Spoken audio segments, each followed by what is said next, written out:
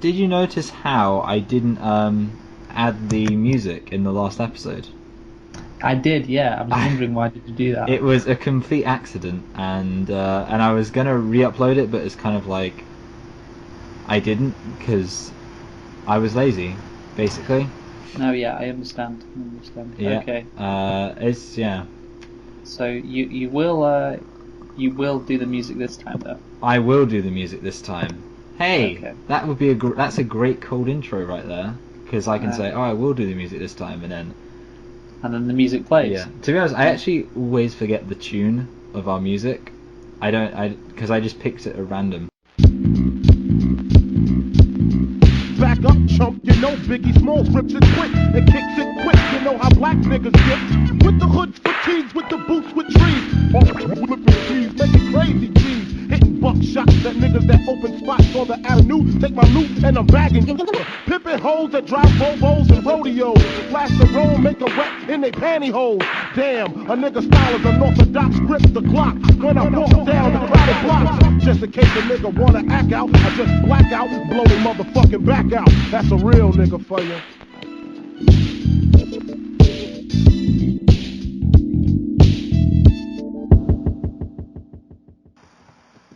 Hello and welcome to Select and Reflect, the movie review podcast where we look at films that have come out relatively recently at the cinema and see if they still hold up upon a second viewing.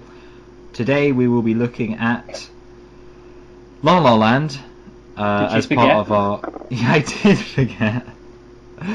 La La Land as part of our celebration of the Oscars, the most important time of the year. We've been building up to our look at the Best Picture, but today we're going to look at, to steal Luke's joke from last episode, the Best Picture for a good couple of minutes, and also won Best Director and Best Actress, I think. It won some other stuff like kind of Best Set Design and Best Musical. Well, I've got the list here, Michael. Best Cinematography, Best Original Score, Best Original Song, and Best Production Design, along with Best Director and Best Actress. Yes, but we're not. The rule is we mostly don't look at those things, but yeah, it also tied the record for most Oscar nominations with 14. So there you go. Is the record for the most Lord of the Rings: Return of the King? No. Not really, because Lord of the Rings: Return of the King won a lot, so that's the only... Yeah, so it tied All About Eve, 1950, and Titanic, 1997. Okay, yeah, Titanic would be another... Yeah, I was thinking that. I haven't actually said our names yet, but I am Michael Brown. Oh, there we go. Fucking hell, Michael. And I'm joined by my co-host, Luke. Luke, you've already told us a bit, but... You can tell us a bit more about La La Land if you'd like. Yes, La La Land, a American musical romantic comedy drama film. It was directed by Damien Chazelle, stars Ryan Gosling and Emma Stone as the two leads, Sebastian and Mia. Do you want to have a guess at the budget? Nah, I'm good. Okay. No, I was thinking about this because you know what's actually a good thing? I was looking up a film the other day, and I accidentally saw the budget, because I wanted to see the runtime to kind of see how long it would be. I accidentally saw the budget. The good thing is, I've forgotten what it was. It wasn't for this film anyway. See, the thing that's throwing me off about the budget is I'm thinking quite A-list actors, and I imagine the budget... I'd imagine Ryan Gosling and Emma Stone each command at least $1 million each. I'm going to go for... Because, apart from that, though, my thoughts are, on the one hand, it's not an over-the-top film in terms of special effects, but I do think it's a very polished film in terms of, musicals and things like that. So I'm going to go for 14 million. What did you say, 40 or 14? 14. Oh, no, it's much higher than that. Really? It's 30 million. $30 million. So there you go. I was thinking it would be more than Manchester by the Sea, but I didn't. The thing is, I always do things relative to the last film, which means that you basically just realise how inconsistent it is, because then you've got 50 Shades of Grey. 50 Shades of Grey was 40 million? Yeah, am I right? And Dark was 55 million. I'll say it again, I don't know how they spent $55 million in that film. I know. That's crazy. Yeah, that's crazy, because, And the box office. Yes, have a guess at the box office. I'm gonna go for. See, I feel like I'm gonna go. I feel like I'm almost. I'm gonna go for 180 million. Okay, Michael. So when I saw this box office return, I was stunned, as well as you are going to be, because it's much higher than I thought it would be. Yeah, well, I'm ready for this. It's 446 million. That's the box office return, which was kind of crazy. That kind of makes it like a mini phenomenon if it's grossing that much. But yeah, that's far more than I expected, and obviously far more than you expected as well. Yeah, I was I was thinking it would be quite a bit, and that's why I went for what I went for. But obviously, I mean, in a way, it kind of there's a certain logic to it, in that I suppose. I mean, I did hear about this film quite a bit when it was coming out, and I guess I could imagine in my head quite a few people going to see it, but then I think it got quite a lot of traction because of the fact that it was about Hollywood and Los Angeles in general. I remember you know Piers Morgan. Yes. I remember he tweeted about it, and he doesn't I follow him on Twitter, and he really doesn't tweet that much about films or whatever. And so if he's tweeting about a movie that he's going to see, it's like, oh, okay, this is interesting.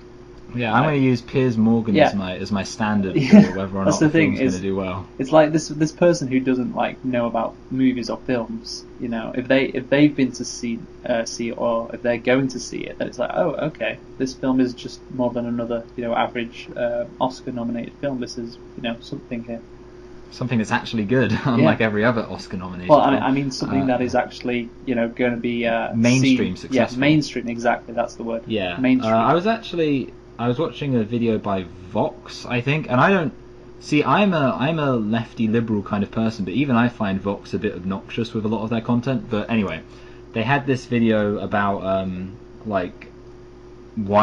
the Oscars are really pretentious, and they were basically kind of talking about how the number of Oscar nominations in the top 10 highest grossing films has been going increasingly down. And it reached a kind of lowest point in 2008-2009, when I think only one of the top 20 highest grossing films was nominated for a Best Picture nomination. Well, and then I think since then the Oscars have been trying to go a bit more in line. I mean, well, Michael, I'm kind of glad we're never going to see Furious 7 get an Oscar nomination just because it makes. But it's. Well, I'll have this to say about this, Michael. Next week when we do Moonlight, obviously, which won Best Picture last year, I was going to go on kind of a discussion or a rant, I guess, about the fact that Oscars or Best Picture winners aren't as mainstream as they once were. So it's funny you bring this up when we talk about La La Land, because I had prepared this discussion for next week. Well, I'm happy. Yeah, I think this discussion might be. Well, in fact, actually, what I wanted to say about this film and what I could also say about Moonlight, I don't think I'll have that much to say about Moonlight just preemptively. But I don't think I'll have that much to say about this film either. Having said that, last week we did Manchester by the Sea, and I started it by saying we wouldn't have that much to say about it, and we ended up having a shocking amount to say about Manchester by the Sea. Yeah, it's kind of crazy. Anyway. I still haven't asked you this question, and I don't know how far we are into this, but did you like this film? Yeah, I guess so. I enjoyed it. Good. I'm What glad about you you? did. Yeah, I also enjoyed it. In fact, actually, I think I enjoyed it quite a bit, and my is a bit ambivalent. It's one of those films where, and I feel like this happens quite a bit. Overall, I really did like it, but there were still quite a few things I was a bit hesitant towards. And of course, on that note, there are always things we're hesitant towards, which we call nitpicks. So What a segue.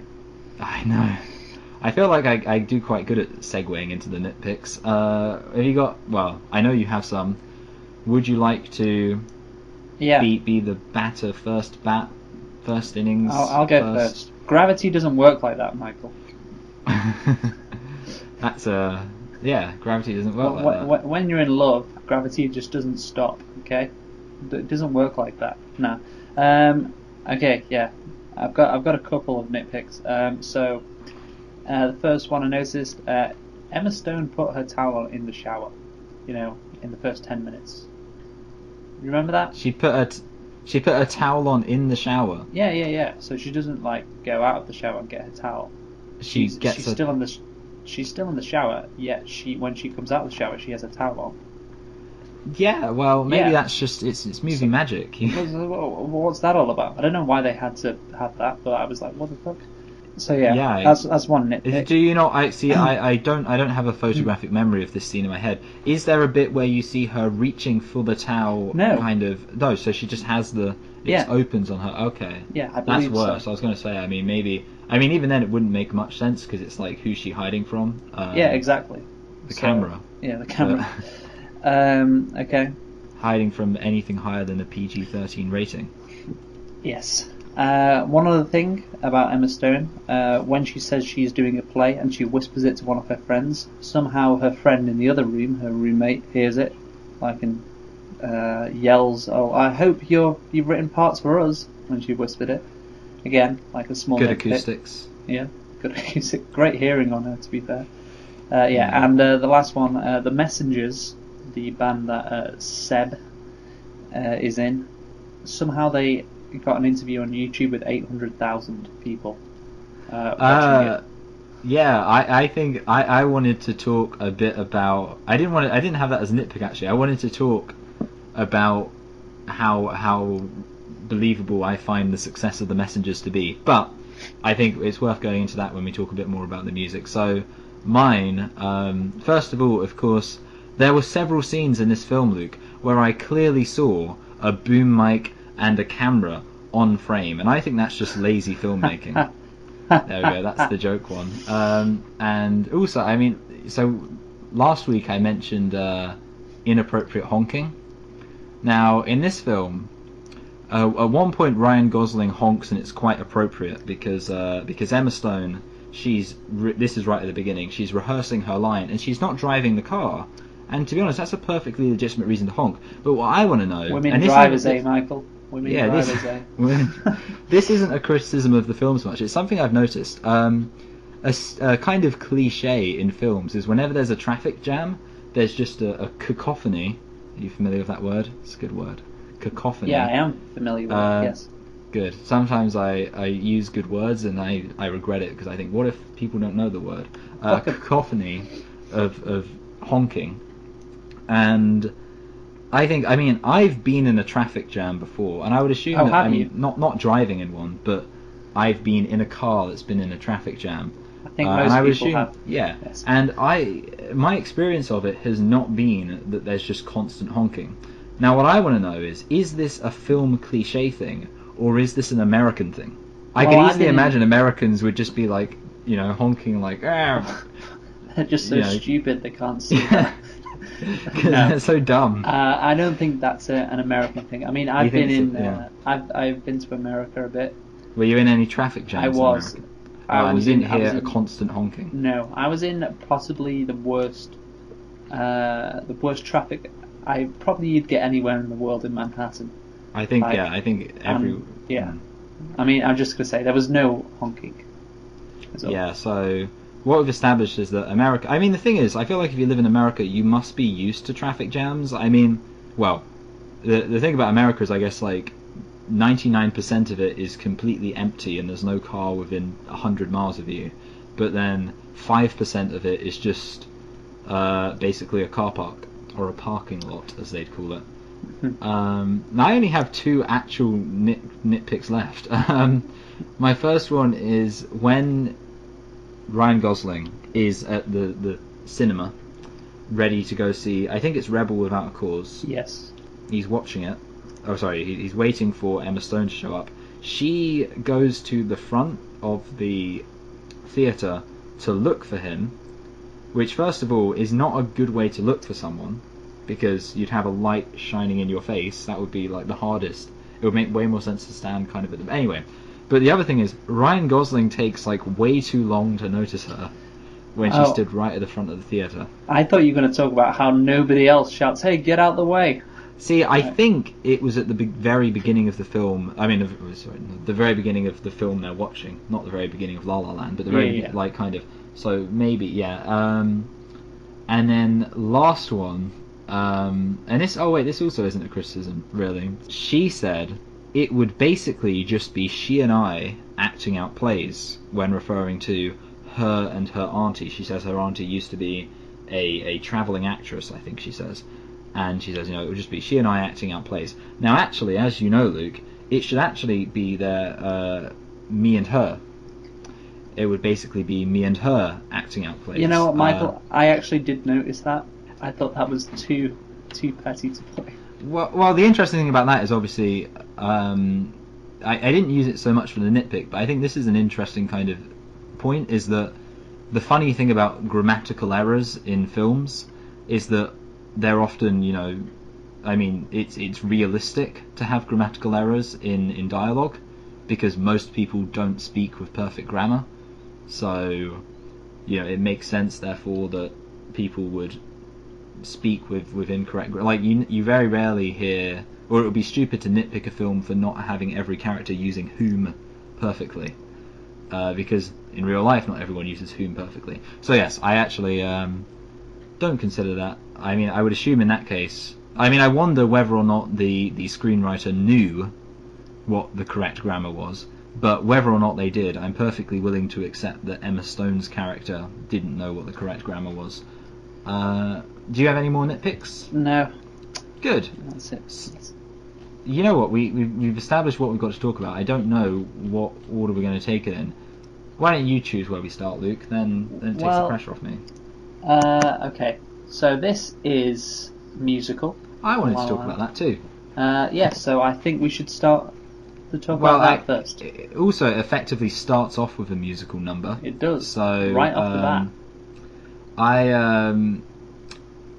I didn't like the first song, really. I mean, one of the problems I had with this film basically is that none of the music really did I really enjoy. I liked a-ha's Take On Me. Yes. Take Take on me. No, that's not. All right, not okay. Start our tribute band here. Okay, well, I really liked City of the Stars, I believe it was called, or just City of Stars. Yeah, I think by that point I'd kind of stopped thinking about whether or not I liked the music. I do think. See, I was trying to work out if I liked the music more on the second watch, because that would kind of be good if I did like the music more on the second watch.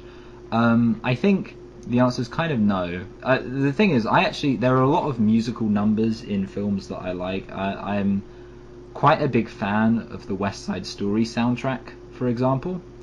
I think that's just a real kind of groovy, big band, good song. Okay. Good song. So the point I'm making here is it's not like I'm not just not allowing my toxic masculinity to admit that I enjoyed a musical, because there are musicals I enjoy and there are musical numbers I enjoy, and I just found none of the music in this particularly inspiring, and also just I didn't really pay attention to this for the rest of it. I think it was generally better for the rest of it, but the choreography and the dancing in the first film, in the first musical number, I didn't really find that interesting. There was just this guy jumping off cars, like, towards the end of this song. He was just jumping off car to car. I don't really know what the point of that was, but yeah. Yeah, so I think I did actually find, on the subject of honking, just to go back to then, one of the things that I kind of liked, and they didn't go as far as I would have liked with this, they kind of hinted at it, the idea of that you sort of felt the absurdity of people just stopping to sing and then going back to their daily lives, which I don't think musicals usually do that. I think what typically happens in musicals, I haven't seen that many, is that you have the musical song and then it kind of cuts to a different scene and you pick up from there. And what this film did, which I found kind of funny, and I think it was an intentional choice, was after, I think every musical number, maybe the Going Out song that they sang, the second musical number, do do do do do do, someone in the crowd. I can't even remember the tunes to any of the songs. Someone in the crowd is the one you need to know. Da, da, da. Yeah, at the end of that, I think at the end of that it ended in scene change. But every other song, it ended with them kind of just sitting down or getting back in their cars, and I thought that was kind of funny, because it's like, there's something inherently funny about the idea of people just starting to sing. That was good. That's why Damien Chazelle won Best Director. Choices like that. Yeah, choices like that. That's how he won. We have to mention the fact that he won Best Director. Yeah, I mean, I guess that's a thing that we can talk about with regards to the music. I mean, obviously we can, I think, return back to the music in a bit, but obviously it won Best Production Design. You are correct. Yes, and I thought, for example, that there was a lot of good stylistic choices in this film, like the way that during the someone in the crowd, you're gonna see someone, they're gonna be in the crowd, they're gonna catch your eye, you're gonna go outside and party and have a good time. That's great. I think I liked how the girls were color coded for that. I thought it was kind of like a nice little set design. Looked good. I think it was a very I think it was, and that reached the point where I think pretty much every shot was well shot and interesting, and I think maybe the color kind of element dropped a bit as the film went on. Like, I think during the beginning there was a lot of, it was really colourful, and then it kind of got a bit darker. I guess as the plot got darker. Well, I don't know. A lot of things seemed to drop as the movie went on, including the number of musicals. Yeah, I found that, and I thought, I mean, I kind of found that quite gratifying, in a way. What do you mean? Well, I liked that. I wasn't liking the music that much, so I was happy that the music was stopping. I mean, it's a musical. No, I'm gonna have to disagree on that. If it's you a think musical, it needs to stick to its guns? Well, yeah, exactly. Yeah. I mean, there's two musicals in the first 15 minutes, and there's a couple more, but before we get to the hour mark, where John Legend turns up, and after that, you know what? I did not know he was John Legend. Well, I thought he was John Legend, just an aside. But when I was watching it, I was thinking to myself, "Is that John Legend?" And you were right. And I was going to look it up, but I forgot. Well, I was really tired when I watched this film for the second time. Well, the point is, when John Legend shows up at the hour mark, they've just there's just been a scene where Seb has been playing the piano in a club and Mia's been dancing. You know what I'm talking about? Yeah. Yeah. I thought that was a bit cheesy. Yeah, I know, but that's the last music. Actually, they play a bit on the piano later on, like 5 minutes later. But apart from that, there's like a half an hour gap to the next musical, which is when Emma Stone is talking about her aunt living in Paris and jumping into the Seine. So yeah, that's the audition. Right. Yeah, that was the audition part. Yeah, and so there's about a half an hour gap right there, and when she starts singing again, I kind of forgot it was a musical. I was like, oh yeah, shit, this is meant to be a musical, isn't it? So I don't know why there was such a should have been more consistently paced. Exactly. Yeah, I think that's what I mean when I say I found it gratifying. I thought the consistency of musical numbers was a bit quick at the beginning. I don't know. I mean, I guess, one of the things that we should point out about musical numbers is that what's kind of more important than how many of them there are is how well they advance the plot in a way, because obviously, if you've got a musical number that advances the plot a lot, then but there's just fine. But there's like I say, a big gap. A good actual chance for a musical or a musical number was after Mia goes home, after no one turns up to her one-woman play. She could have had a sad song. Yeah, like that is an opportunity right there for Seb. Mia's just drove away from him back. She's gone back home. That's an opportunity for Seb to have a little sad song about how things aren't going the way he wants them to go. He's not happy with the work he's doing. Yeah, that's true. And now Mia's left him, and he's just, life's not this good. Yes. One of the things I like about musical numbers is that they're very good for telling a sprawling story time-wise in kind of a quick way, because you can have like montages. I mean, so there's an idea in filmography, as I'm sure you know, that is you show, don't tell. And I'm sure I don't need to. Yes. Yeah. But obviously, I think in musicals you can kind of. I mean, you can't literally just have someone go, "I feel sad," but you can tell in a musical, because you can have the character sing pretty much what they're feeling. I mean, obviously, like I say, you can't have it just be, "I feel sad," "I feel happy," "I'm in love with him," but you can have like them literally just saying what they're thinking and things like that.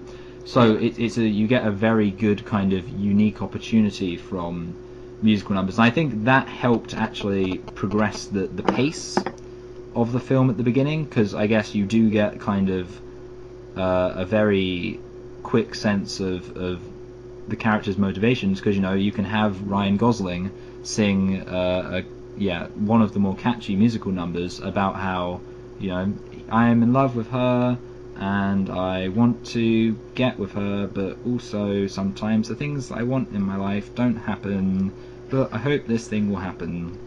Yeah, that's well, that's great. Well, if you think about it, Michael, songs are just what people are thinking anyway. Yeah, think exactly. About it. Yeah. I always sing what I'm thinking. So I think I'm wondering. Oh, the only thing I wrote down is I did write it's a bit too much like Mamma Mia, and I was thinking about the fact we have to watch Mamma Mia soon. Oh no, I didn't think about that. Wow. Have you seen Mamma Mia? I have seen Mamma Mia. I saw it with. I don't get how you get that comparison then, because it's better. This is better than Mamma Mia. Yeah. The only thing that, in the sense in which it reminded me of Mamma Mia, is because it was a bit overly happy at the beginning. I actually see, the thing is, the simplest way to sum up a large portion of my thoughts towards this film is at the beginning I found it kind of almost too happy, and I was like, okay, this film doesn't really have that much grit. It's not like a DC film, a gritty DC film. You want grit from a movie titled La La Land. But but the thing is, I mean, eventually, like I say, I really did like it, and it picked up towards the end, which I guess, I mean, we'll talk about. Well, not even towards the end. You and me may have different thoughts on that, because I initially liked the beginning, and I thought it didn't get as good. You're a Marvel fanboy. Wait, what? Because you just like your happy, colourful. I like happy, colourful movies that are meant to be happy, colourful, and musical. No, okay, yeah. I mean, well, we'll talk about that later. I think with regards to actually being a musical, I don't have anything else to say apart from with regards to the music within the film, and mostly that's to do with Ryan Gosling's character progression. And you have so first of all, I guess, well, I'll hand it over to you no matter what, but if you don't have anything more to say on music, then I think you can start talking about your jazz stuff. Okay, well, I just want to say one more thing on Ryan Gosling. Yeah, that's fine. He can't really sing. That is a bit of an issue. When he started singing, when the sun's setting over Hollywood, him and Emma Stone, and he starts singing, I just thought, oh dear. We wasted this lovely night on you. Yeah, he can't. Maybe you're better than him. I don't know. Yeah, maybe I am. Well, I am trying my best right now. He doesn't say that much. Sing that much in the movie, and I think that is a good choice. Another good choice by Damien Chazelle, because he clearly can't really sing that well. Yeah. QQ, you said that The City of Stars was, well, I don't think you said it was one of your favourite songs, you didn't say it was your favourite, but you said you really liked it. Would you say it was your favourite? I guess so. Yeah, and that's obviously sung by Ryan Gosling, so... well... I mean, I like the tune more than the actual song. Yeah, I like the tune. I agree with that. Although, to be honest, I mean, my final point on the music, I guess, would be that to this day, there are still a few songs from films that I will actually look for on YouTube. But I couldn't imagine ever wanting to do that for any of these songs. Even though I was kind of like, oh, okay, yeah, I can get behind this song. I would never want to look up this music. If I wanted to look up any of the music in this film, it would mostly be for the cinematography rather than the music. So, for example, I'd have some interest in looking up the "We're Going Out to Party" song, not for the music, but because I thought it looked quite a good, it was quite good looking. Speaking of good looking, did you think Emma Stone? No, I don't think Emma Stone's actually that good looking. 2 out of 10. Well, but no, do you think she's a good singer? Yeah, As well? I thought she I was. thought she was. Yeah. On the looks part, I think she's okay. She looks. She has a weird face. Yeah, she's got really big like buggy eyes. It's so bizarre. Like Yeah. she looks so strange, which isn't necessarily. I mean, there's nothing wrong with looking strange. Yeah, but that's fine. Yeah. It's a bit. I mean, Ryan Gosling just looks kind of generically handsome. Yes. Pretty Suave. much, and then yeah. I like how yeah. cool he looks when he doesn't speak either. I think Emma Watson actually plays kind of a good failure. Like she plays a good things in my life aren't going how they're supposed to be going character. Michael. Do you realise what you just said? I said Emma Watson. You said Emma Watson. Oh wow! I meant to say Emma Watson. Which is quite ironic, because I don't know if you know this, but she was originally intending to play Mia in this movie. Did you know that? Wow, that would be. Well, Yeah. That would be interesting. She turned it down because she wanted to do Beauty and the Beast instead. Of course, Emma Stone racked up a Academy Award for Best Actress. Yeah, to be honest, I don't know. Like, my working theory is that none of the actors in Harry Potter are actually very good. And really, what you mean, the kid actors? No, I mean, what I mean is, the kid actors who are now grown up. I don't think any of them are. But that's obviously Alan Rickman. Yeah, Alan Rickman, obviously. Good, yeah, he's a good actor.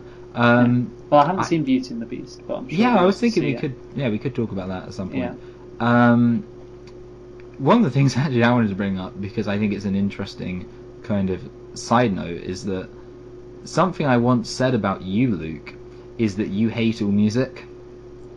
Well, that's not true, is it? And it's because, it's because at university I had a very keen idea of what everyone else in the house liked. You know, Scott liked his reggae and his 1950s music and his grime. Jack liked his heavy, not heavy metal. He liked his like AC/DC, and he liked his MF he liked Doom, his hardcore rap, his Kendrick Lamar. Yeah. Alex liked the Beatles, Bob Dylan, 60s music. The point is, everyone had Dylan liked his terrible 80s pop music.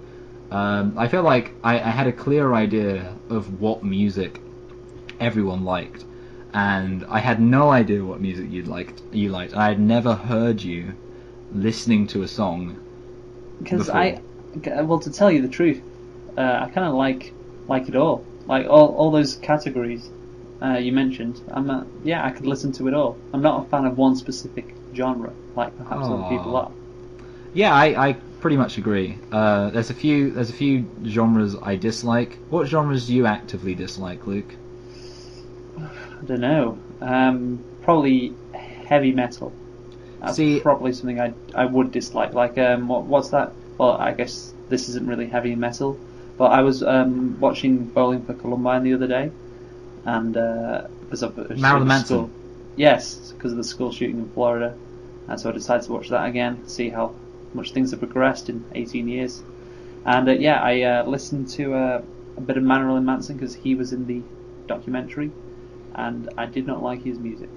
So, I have liked some of Marilyn Manson's music. I actually do like heavy metal. One of the things I don't like is kind of, so in the mid 2000s there was a thing, emo music. It was kind of like the music where they sing like this and they're really upset all the time, like that. Yes, that's how they sound. yes. I really don't like that music.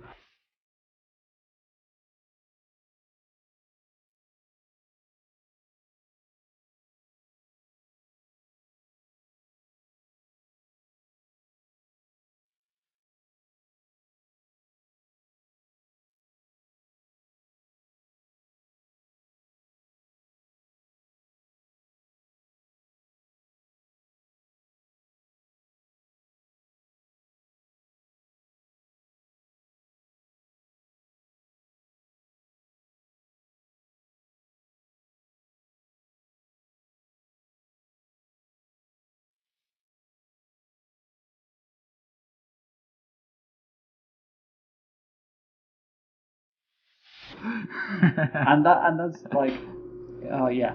Anyway, Yeah, you and I agree on that. kind of music. And actually, you know what? The other type of music that I don't. The thing is, actually, sometimes there's some music which I say like I don't like, and then so I actually don't really like the AC/DC kind of music. It's one of my problems with Iron Man. I just, I can't. I mean, it makes sense in Iron Man because he's an old man trying to be cool. That's kind of what I think whenever I hear someone listening to AC/DC, like Back in Black, hit the track. Let him know I'm glad to be back. I always think like it's like someone who's like 50 but they're still trying to act cool, or it's I guess so. someone who's much younger but they're trying to act like a 50-year-old who's trying to act like they're cool. Anyway, we've gone on a bit of a tangent here, Michael. Yeah. So, but the thing is, of course, the real question is, Luke, do you like jazz? Do I like jazz? I wouldn't love jazz. I wouldn't say I love jazz, but I can appreciate jazz. So can you appreciate how it's like people, they're fighting and one of the trumpet players hijacked the song? I tell you what, I have no idea if that's true or not, but I hope it is, because I like that. I like that concept. And I love how passionate Damien Chazelle is about jazz. Do you have any evidence independent of the film that he's passionate about jazz, or did you just pick it up from the film?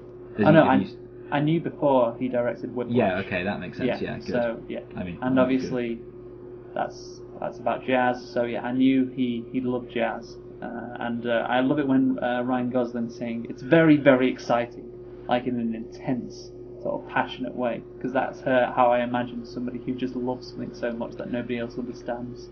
Would feel. I often find people with hobbies are kind of boring.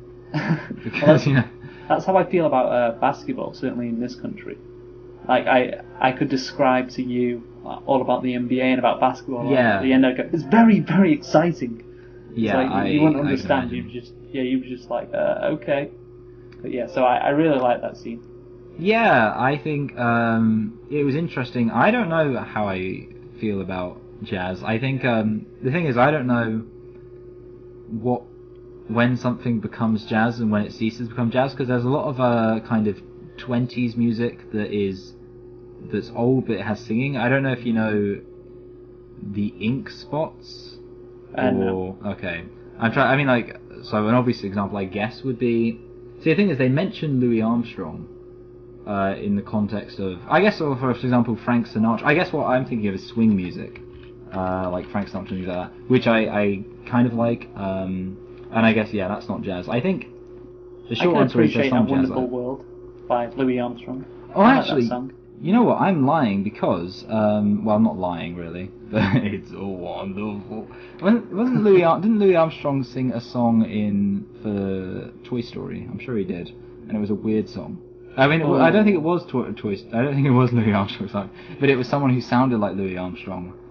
In Toy Story, the first one. Yeah, I don't think it was Louis Armstrong, because I'm pretty sure Louis Armstrong would have been dead. Although, having said that, I don't know, like I don't know when Louis Armstrong was around. The important thing is that I actually, when they started playing the Poser jazz, which I want to talk about a bit more later, but it made me think of this kind of, there's a modern, very jazzy band I know called Seven something something. And they have this song called In the Waiting Line. Anyway, the important thing is it's a very jazzy song, and I do like that. So I think my general stance on it, I think what I actually don't like, and this is because I agree with you, so I think you and I both like all sorts of music. We have what's called an eclectic taste. Okay. And on some level that kind of made me, I don't know what the word is, but like I didn't really identify with Ryan Gosling's love of jazz to the exclusion of everything else, if that makes sense. So well, I can identify with it because I have loved stuff in the past that nobody really gets. I've never loved anything. I don't think it, like I said, basketball. I used to love Formula One, and not as much anymore. I mean, yeah, we're talking a lot about sport here. But the point is, I can appreciate his love of something that nobody else understands. It doesn't have to be about music. Yeah, I can't think of any. I actually am struggling to think of something that I really like that no one else understands, to be honest, which is I mean, people love basketball in America, but I'm talking Yeah, but no about one likes. wrestling. Yeah, I don't like basketball. I think that when I think of basketball, I think elevator music. Wow. Yeah, I generally agree.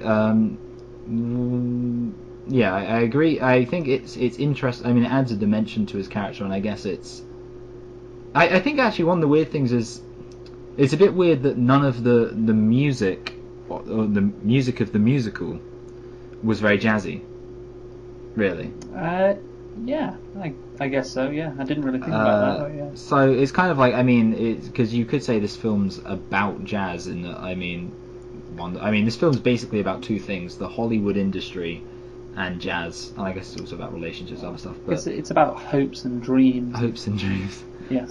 Yes. One thing I did want to say about jazz actually is there's a bit where he's kind of, well, she's saying, oh, well, jazz is elevator music. You put it on and then people talk over it. And he says, oh no, it's not. You've got to listen to what's happening beyond. People shouldn't talk over it. Anyway, there's a bit when she decides that she wants to go to the cinema with Ryan Gosling. She's at a restaurant with her boyfriend Greg, I think is his name. Yes, yeah, Greg. She's at a restaurant with her boyfriend, and she hears this jazz, and I think it's in the background for yes, kind of yeah. the whole it's coming scene. out the speaker. But but then she channels it out and listens to the music, and it's like, oh, that's clever, because she's doing what he said she should do. So that's most of what I had to say about the real jazz. Yeah. Hello. Oh, sorry, I think I just lost you for a second. Okay. Can you hear me now? Yeah, I can hear you now. All right. Good. Yeah. Well, yeah. I mean, I could go on more about the analogy between basketball and jazz. But yeah, I think that would. Do you want to talk about how this film was set in LA and it was made during a time when the LA Lakers were losing a lot of games? That's good. That's clever. Let's hope when we become famous, people listen to these in order, or else they'll be really confused by these references. People need to appreciate how clever we are. I don't think. People need to consider we're having this feud between us where we're each vying for control, just like in jazz. Exactly. Well, the thing is, actually, you talk about kind of is that true? One of the things that I've heard a lot about is kind of improvisation. Oh no, I can't improvisation. Say improvisational is what I wanted to say. You were improvisation, the pronunciation of improvisation. That's what you were doing. Improvisation. See, what I want to do is you say improvise. You don't say. But so obviously you've got improv. Let's just ignore this. Okay. Okay. Well, I'm done on jazz, by the way. There's what you would call improv jazz. Is kind of like people making up jazz as they go along, and I think that's the thing. I also believe that Lisa Simpson, one of the character attributes they give her as the series goes on, is that she's into improv jazz, and there's a scene where she goes to this thing where they're doing this improv jazz, and this guy next to her is like, "This is terrible," and she says, "You have to listen to the notes she's not playing," and he says, "I can do that at home." Well, you mentioned it's as the series goes on, but of course it's in the opening title when she breaks off into a solo jazz routine while she's in the orchestra. Oh yeah. So yeah, there you go. Wow. So what you're saying is that Lisa Simpson, Ryan Gosling should be a celebrity, should do a celebrity cameo in The Simpsons, because I think if there's one thing The Simpsons needs, it's more celebrity cameos, and he should be a love interest for Lisa, because if there's one thing The Simpsons needs, it's more love interest for Lisa. Lisa goes Gosling. Oh dear. There you go. And it would still have better singing. Yes. So I'm done on jazz. Well, the only thing that I want to talk about with regards to jazz, the thing is, I kind of think I'm done with jazz, but I do want to talk about, and this is very much a plotty thing, the introduction of the new jazz, which I don't know well, if you yeah. want to talk about that. Well, that was Uh, under like plot, I guess. Yeah, Yeah. I kind of wanted to have it under plot, and I kind of wanted to have it under thingy, because obviously, I mean, it's a part of the musical element of the film. There's an entire kind of scene where they go to this concert, and you know, there's this song being played, and again, I can't remember the tune to it. All I can think of in my head is that Weeknd song, "Can't Feel My Face." You know, I can't feel my face when I'm with you, and I know that's not what the song is, but that's the song I've got in my head. But it's obviously, I mean, it's the moment where Emma Stone. It's called "Start a Fire." That's the song. Start a Fire. Okay, yeah. We can start a fire. Yeah. Mia realizes that Ryan Gosling is a sellout at that point, and that's the beginning of a whole load of trouble. I think that's a bit harsh. I think it's an interesting plot. Actually, I kind of want to talk about that as part of the maybe slightly separate from the jazz thing, because I do want to talk about a few things about jazz. I mean, the obvious thing is, you mentioned that it doesn't make sense that the Messengers would have 800,000, over 800,000, I think it's almost 900,000 views on YouTube. Yes. One of the things about the Messengers is their name and their aesthetic and the inoffensive nature of their music all combined together for me to immediately say contemporary Christian rock band. Just like the Messengers, and they're singing this music when it's like, it's so inoffensive and just fun. You can so imagine them being like, I want to wait Christian till rock. marriage. Yeah. I feel like I've improv so many songs. Yeah. And they've all had the same tune. That's the spirit of the movie, Michael. Yeah, you got it. We should improv more songs. Exactly. I think I agree. Did you like John Legend's music Did I like John Legend's music? in the film? Yeah, I mean, it's okay. Yeah, Start I of kind of Fire thought was that kind too. of catchy. Yeah, I think it's better than real jazz sometimes. Okay. But yeah, I think that's pretty much. I mean, it's an interesting kind of premise, I guess, because I think the audience. I mean, clearly, the film is trying to show that Ryan Gosling has departed from his roots by going into this kind of music. I mean, the real kind of dun is when he starts playing with the band, and they start doing this dubstep kind of music over the top. And there's actually a really good line which I liked in the film, where John Legend says to Ryan Gosling, you know, you talk about all of these jazz legends from the past, and you know, you admire them, but the thing that you should admire most about those people is that they were revolutionaries. You know, they weren't doing what people in the past were doing. And I think that's kind of an interesting sort of theme, I guess, for me, like the idea of, you know, people who admire the past and admire traditions. A lot of the time, the people they admire are people who bucked tradition. Yes. And I think that's kind of an interesting idea of, you know,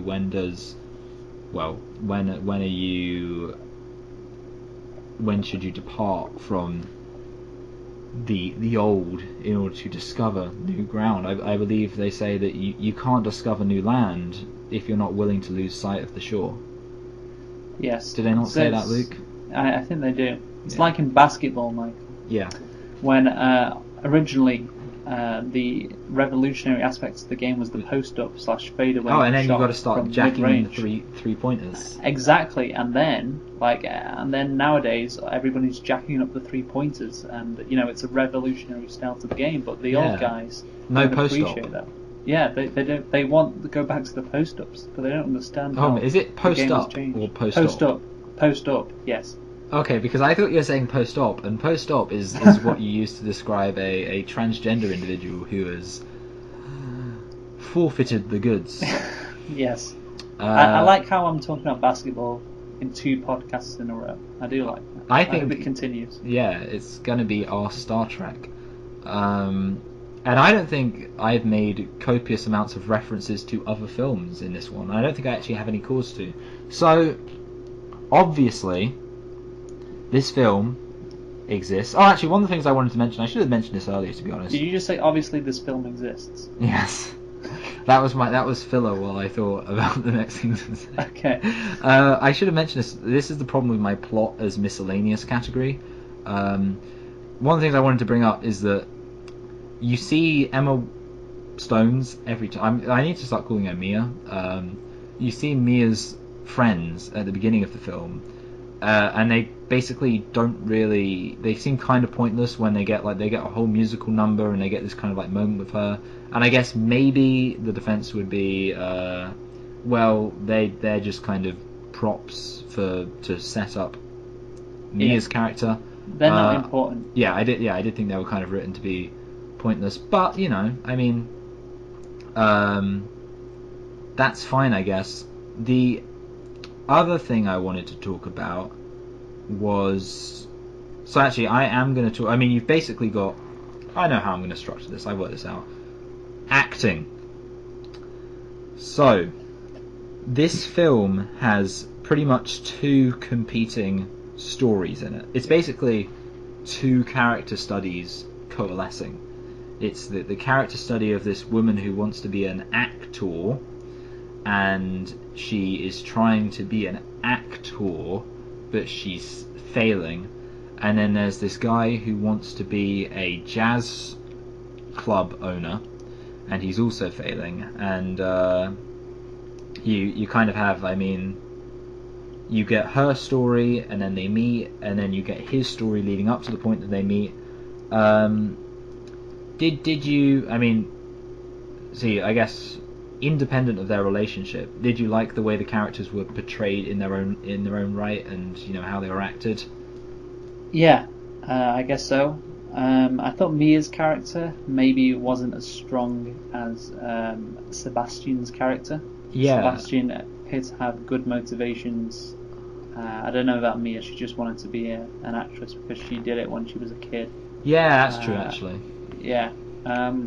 But yeah, I mean, I thought Emma Stone was terrific. I think this role actually really suits her as like a kind of fun movie. I think she does well in that. She can do many crazy facial expressions. Yeah, well, that's why I said help. that. That's why I said before you. I mean, ignoring the fact that I got the name wrong, I did mean to say Emma Stone when I said that that Emma Watson was good at playing a kind of struggling, and I very much believed her as like someone who would struggle. The one of the things that I want to point out is that a film about someone struggling in the film industry is kind of Oscar bait. Like you can definitely imagine that's made for the Academy, but you know, obviously, I mean, there's nothing strictly wrong with that. Well, we can get onto that later, Michael, because I've got quite a bit to say about that. But yeah. But yeah, I mean, Mia's character. You said Emma Watson again. I don't know why this is happening. I felt like, I mean, yeah, on the side, I mean, she's a great actress. Just, you know, switching it up, gonna say actress once. I felt so bad for her. Like she has this kind of thing where she says, you know, maybe I'm one of those people who has a dream and I just never achieve it. And it reminded me of when we were talking about Zootopia, and I mentioned how there's a scene where Nick the fox basically just deconstructs how Judy Hopps is never going to achieve her dreams. He says like, oh, you know, let me guess, you wanted to do this and you did that, and then, well, guess what, real life isn't like that. And I don't know, yeah, I mean, this film again, it's really hitting hard with that what if you'll never achieve your dreams message. Yeah, but this movie shouldn't be about that. It should say, it should be like, well, what if real life is like that, in terms of your dreams do come true. Yeah, I agree with that. I mean, it's an interesting. I think it's. That's the point. I'm probably too cynical for this film, because I just. Yeah, you are. Like, I just thought to myself, like, yeah, lots of people do have dreams that they never achieve. well, I thought that the realistic part of this movie, when they're having an argument over dinner. Oh yeah, I wrote down that and was all really organic. Because one of the things. Yeah, well, that's the thing. I thought that was pretty, it's the Oh. worst part. So It's the worst part. Because the point is about the movie, it's meant to be like this fun, exciting, well, maybe not exciting, but fun, magical kind of movie. And that argument is just totally out of place with the whole what preceded it, in terms of the happy sort of jazz, with them dancing in the moonlight and everything Dancing else. in the moonlight, everybody's feeling warm and bright. It's such a Yeah, and suddenly, this is a real relationship set in the real world where these people are arguing over stuff that real people argue over. And it's just like, what? I thought this movie wasn't meant to be about that. Oh, so yeah, I think you're definitely right in saying that you and I have very, very different interpretations of this film, because I like I say, I found the beginning very cheesy and like unbearable. Oh yeah, it's cheesy. Yes. That was unbearable. It was happy. I say, okay, so basically my stance that, first of all, there was one thing I really liked towards the beginning actually. There's a bit where Ryan Gosling walks her to her car, and she's like, oh, would you like a lift to your car? And he's like, no thanks, I'm just up there, and it's Ryan Gosling voice he's got, no, I'm just up there, thanks. And then you exactly see like him that. you see him walking back to his car right outside the party, and he's like, oh, here's my car. Okay. And it's like, and the point there is it's like he was lying to her.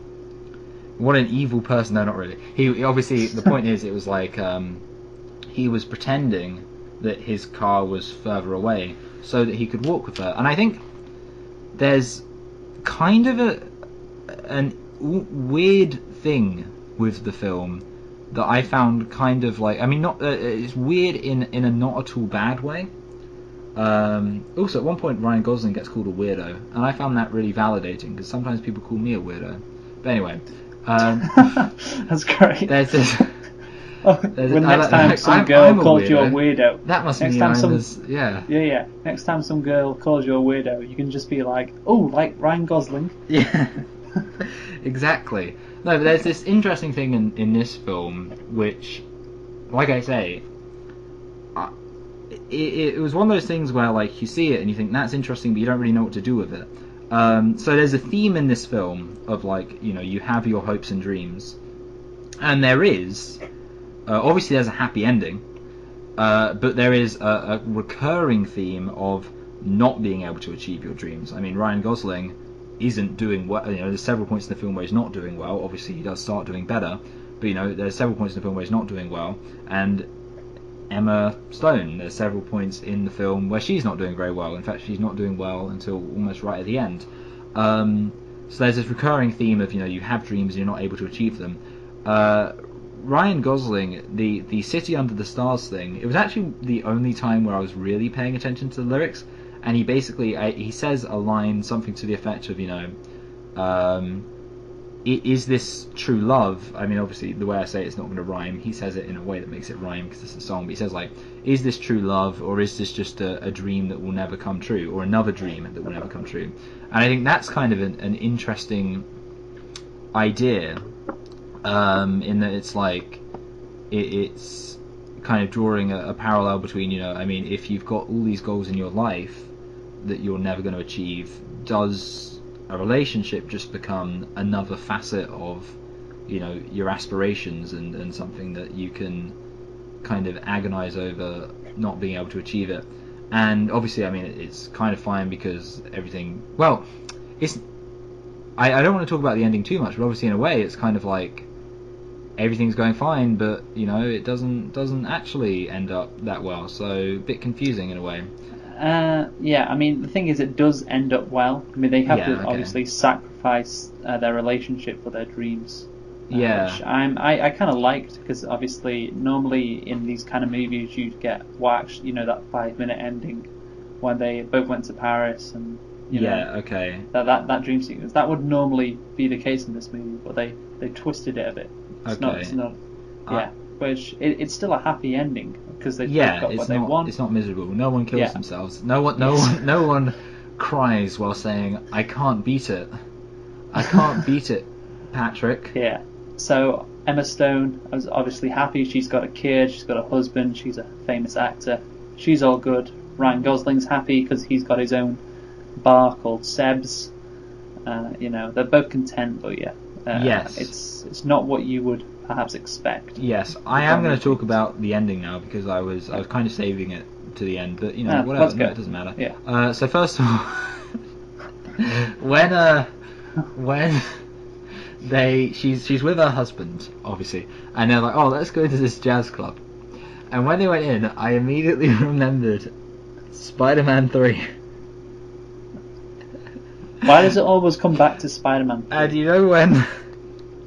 I hope you've seen it, the bit where Peter Parker, he kind of like goes, he's like playing this music, and it is jazzy music. It's like do, diddle diddle do. Then he goes like, now dig on this. And he does like double time, and he starts doing all this dancing. And I imagined if they went in there, and it was just Ryan Gosling with like black hair, emo mode, and he starts like, now dig on this. And then he just like gets like Mr. Ryan Steal Your Girl Gosling, and that's what I was thinking of, and it kind of made me laugh. The ending, I mean, one of the cool things about the ending is that they have this thing where they pretty much go through the entire plot of the film. It's like there's like a musical number, I guess. He plays this kind of do do do do do do do do do do do do, and he's playing it, and they kind of have like it walks you through their journey they've been on together. But one of the things that kind of made me think is it made me think it's not that realistic to me that they don't end up together, and I'll explain why. Because Emma Stone is going to Paris to be an actress, and therefore obviously that puts a roadblock on their relationship, but it would make sense therefore if that she was single, but she's not. She's in a relationship with someone else, and you go, okay, well, they were separate, and then she met this person. Is it Greg she's in a relationship with at the end? Yeah, Greg's. Okay, I wasn't sure. Oh, no, she's not. No, it's a different person. Okay, they look very similar, and that's why it threw me off. No, they were definitely different. Yeah. Anyway, so she's in a relationship with someone else, another Greg. Another Greg. Yeah. And it's kind of like you think, or one of the things I think is like they have in the context of the film, Seb and Mia have this perfect love story. Like it's a story of the way they met, and like they went through all of these kind of challenges together and all that stuff. And at the end she says, or almost at the end she says, I'll never stop loving you. And you kind of believe that's true, because how could anyone, I mean, most people in their lives, you and I included, and all the people listening to this, are never going to have all the two people. Yeah, are never going to have a relationship as perfectly romantic as this one, because you've just got the limitations of reality. Well, I mean, Michael, that's all romantic movies. Yeah, I know, but the thing that I wanted to say, them. I'm not criticizing the film for being too romantic, because I can understand. It's okay. like, I'm not like most people in war will never experience the Hurt Locker. But no, the thing is, most people will never have a relationship like that. But the thing is, then you think it doesn't make any sense really that she could not be in a relationship with that person and just like get married to someone else. Like I kind of found it hard to believe that she would be like, oh okay, well I guess Ryan Gosling, I went to Paris and I didn't date him, and now look, I've met another guy, I'm going to marry him. It would always, I mean, like, basically I feel sorry for her husband, because her husband will always be the person who, he never did any of that with her. She's going to be like, oh, I was just remembering that time when my boyfriend and I went to the kind of space museum and we floated, and then we were walking along and we started singing to each other, and we shared all of our hopes and ambitions with each other, and he taught me to really, really be more than I thought I could ever be. And he'd be like, well, made kids with you. Like, I mean, what a poor guy. How can you ever beat that? You can't. And that's just, can't. and yeah, I just think, like, the weird thing is, on the one hand, I was happy that she didn't end up with, well, okay. So, one of the things I was possibly thinking at the end, when it was showing us their relationship kind of evolving, was, hold a minute, is she going to leave this guy for Ryan Gosling? And I really didn't want that to happen, because I was like, that would be really stupid if she left him for Ryan Gosling, because then it would be like... I didn't think that was going to happen. I didn't know, a chance yeah. of that happening. But, you know, I was worried, because I like to worry about things. So, you know, I was slightly worried that there would be a thing going on where, you know, she was like, oh, wait, no, I do love Ryan Gosling. And I was going to say, like, how could you have forgotten that, you know, Ryan Gosling's, like, perfect. You had this perfect thing going with him. Obviously, she doesn't leave him, but then I'm still left thinking, how did you ever... I mean, you know, I just, yeah. I mean, again, this doesn't make the film bad for me, but I was just thinking, like, you've got this perfect... In reality, you've got this perfect relationship with someone, and all of these great ups and downs, and it's like... in reality, you'd be like, hey, maybe I should make an effort to get with that person with whom I had this fantastic relationship, rather than just settling for the nearest Greg that comes my way. No, I don't know about that. I don't know. I think things are complicated, Michael. Things aren't that simple. My assessment would be that the film was being bittersweet for the sake of being bittersweet. In that they decided, you know, like, oh, are we going to have a happy ending or are we going to have a bittersweet ending? This film was never going to have a sad ending, obviously, and I'm fine with that. Yeah. I didn't. Yeah, obviously. But you know, basically they had a choice. Well, should we have a happy ending or a bittersweet ending? Which is basically your choice when you're making a happy film. And they went for a bittersweet ending. And again, there's nothing wrong with that. But then at the same time, I think I would have personally found a happier ending more believable, where things do work out between them. And again, I mean, obviously, yes. I don't know about that. It's quite subjective, I don't I know. suppose. I mean, is the ending even that bittersweet? Because they smile at each other as she leaves, as Mia leaves the club. You know, I think. So is it that bitter? I don't know. I think the problem is that I'm a perfectionist. So to me, like, I just see a lot of wasted effort for the previous. They've got all this time spent. I mean, imagine if they went through a lot of aggro. You know, I think they should have at least got some beautiful stories to tell the children out of it. What a wasted effort. Yeah, I guess so. So yeah. Anyway, Michael, if you're done with the ending, yes, I'd like to talk about the conflict that you and I have with this movie. Obviously, you want it to be more realistic, and I think the whole point of this movie is it's unrealistic. Yeah, you're wrong. Hence, that's the conflict. Yes. Hence the name La La Land, which I guess is kind of a giveaway to this movie not being somewhere which is realistic, obviously. I think it's very clever, actually, the name. I don't know who came up with it, but props to them. Obviously, La La Land, LA, Los Angeles, where it's set. So, well done. I thought it was La La Land.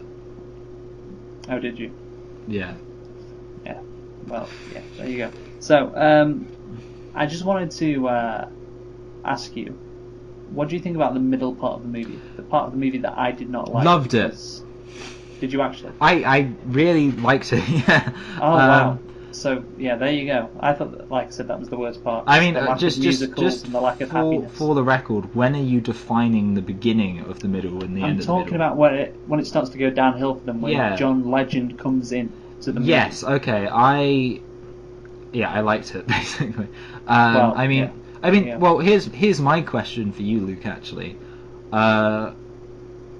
Where do you think the film could have gone at the point? Because, you know, the thing is, what I originally thought when I went into this film was that it would be a story about two people falling in love, and that would be the end, pretty much. But the problem is, they've already effectively fallen in love. In fact, there's literally a scene where he says, I love you, that, you know, happens very early on. So they've already fallen in love very early on. So you might, I guess the movie kind of had to go in that direction. You're right, they needed it in there. But I'm just saying, I didn't like it. Emma Stone needed it in there. It's necessary. It's like It's like some food, you know, like vegetables. You have to eat it. But yeah, I didn't like it. All right, Maybe fatty. that's a good. Actually, to be honest, I don't mind vegetables. Yeah, I don't mind vegetables. Yeah, actually, yeah. So maybe that's not yeah. a good analogy. But yeah, it's something that you have to get through for the conclusion. And all I'm saying is, yes, I appreciate. It was like 50 being Shades there. of Grey. You had to get through it to do the podcast review. Yes, exactly. It's a means to an end. But I'm just saying I did not like that particular half an hour. So presumably, I mean, so would you say that because I would say that the film remains kind of sad pretty much up until she decides to get in the car with Ryan Gosling to go to the interview. Yes.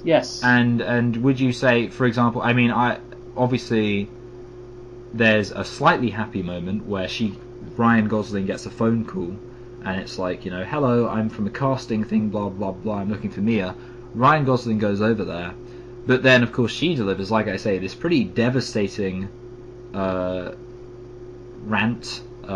delivery about, you know, what if I can't achieve my dreams, what if blah blah, and that's, you know, that's a very sad message. And I say, I don't think that needs to be in there though.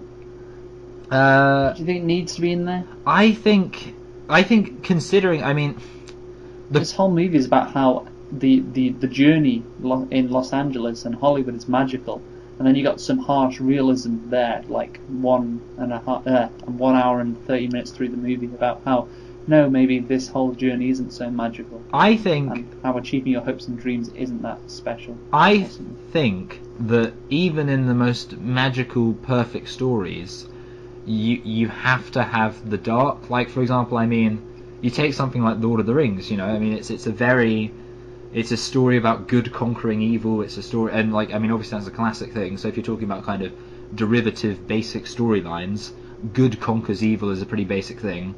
Love conquers solitude or whatever else. And yet, in all of those films, you need to have that moment where things go wrong. So I think I don't know. Maybe, Michael, here's the thing. Maybe I'm just so depressed after watching Manchester by the Sea that I just wanted to watch something happy. Yeah, I don't know. Yeah, I do think this film, it had quite a few. I actually wanted to talk about.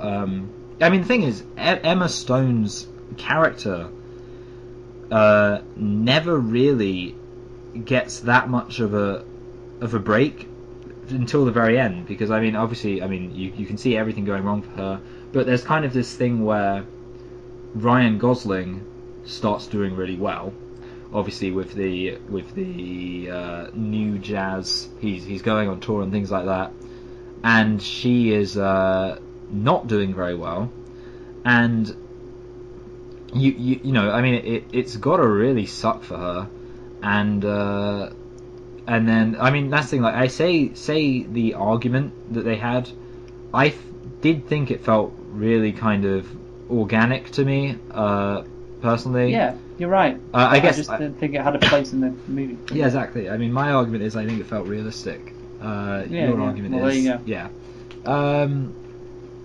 I just wanted to ask you, Michael, about, obviously, you mentioned this movie before, it was kind of like Oscar bait. Yes. Yes. So, obviously, when this movie came out, I don't know if you remember, about a year ago, there were some people saying, oh, this movie is just Hollywood sucking itself off. Yeah.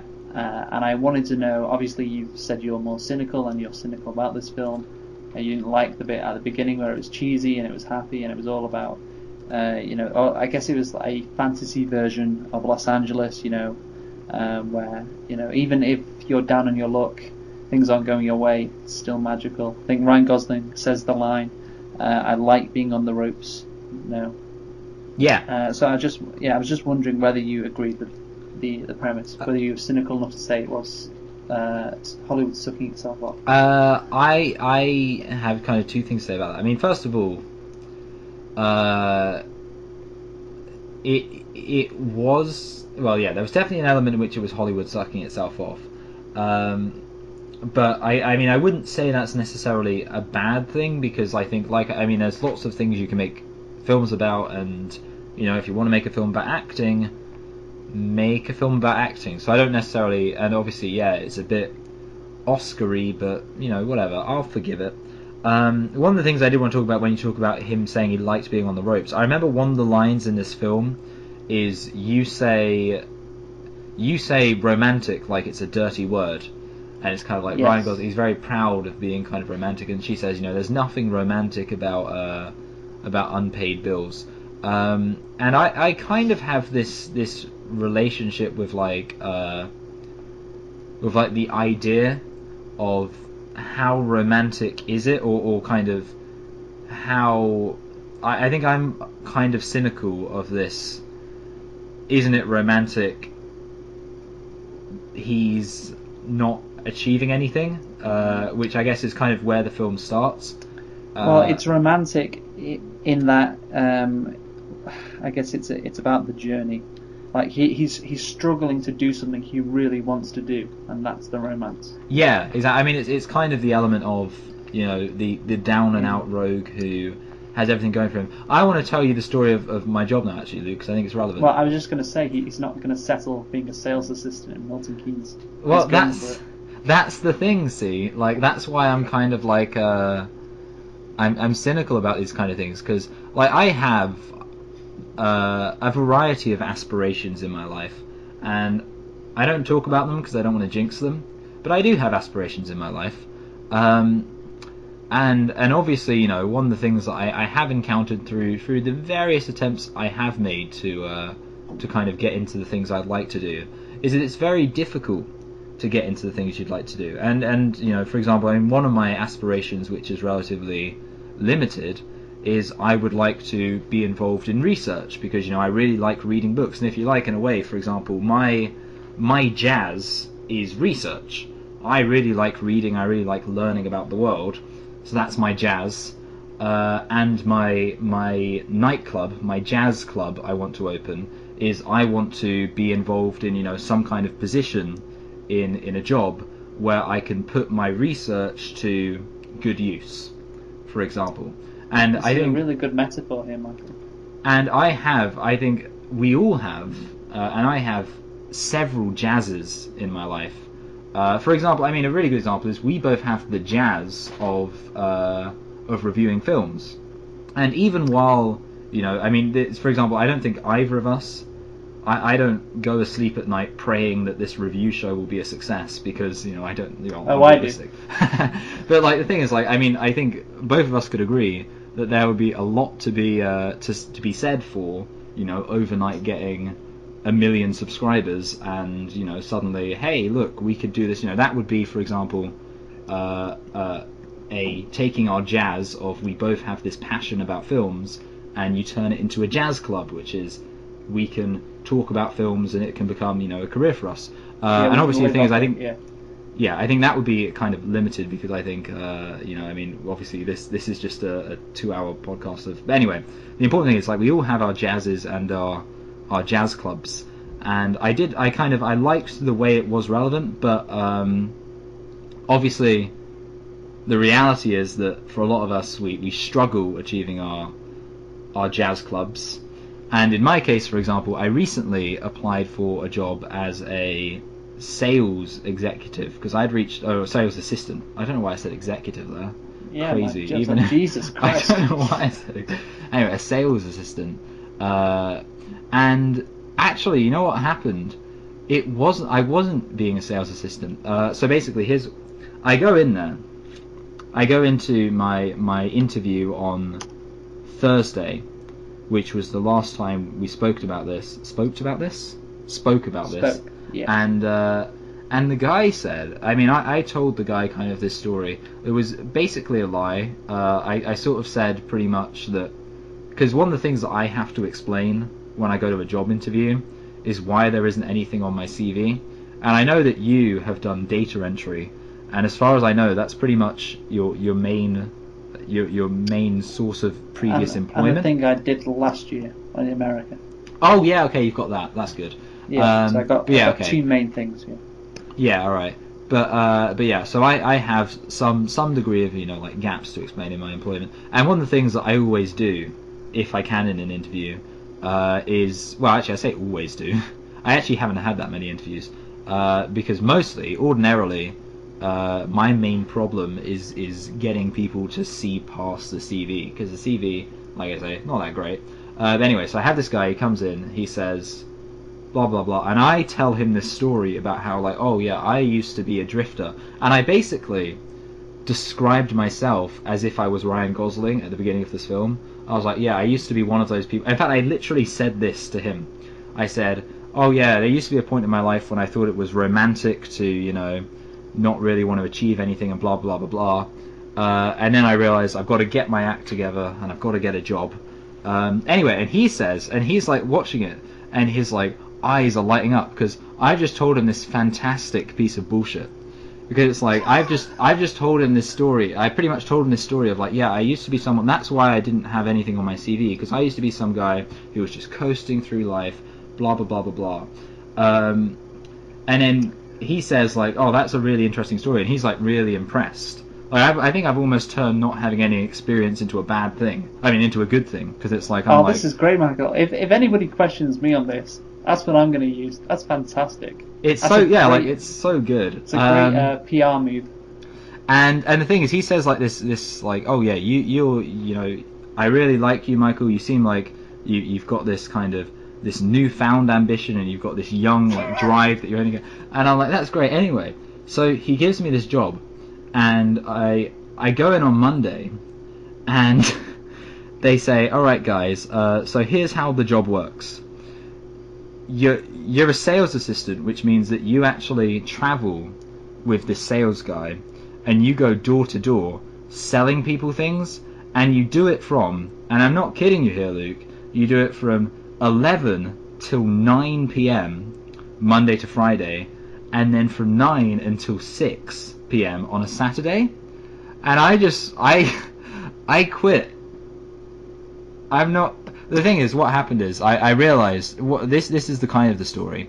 I realised that I did need to go after my jazz club a bit more, because like obviously what you just said is, you know, well, some of us just settle for being a sales assistant. And the thing is, I was considering staying on to get some experience. But for example, if I would have been doing that, I couldn't be having this conversation with you right now. In fact, I would still be out for another like hour and 15 minutes after we're recording this. 9 p.m. 9 a.m. to 11 p.m. No, 11 a.m. to 9 p.m. So 10 hours. That's mad. It was a 60-hour work week, and I was like, what is this? That's insane. How much were you getting paid, if you don't mind me asking? Well, the thing is, what happened is, this is the real twist, okay? It's commission based, which means that you get paid relative to how much you sell.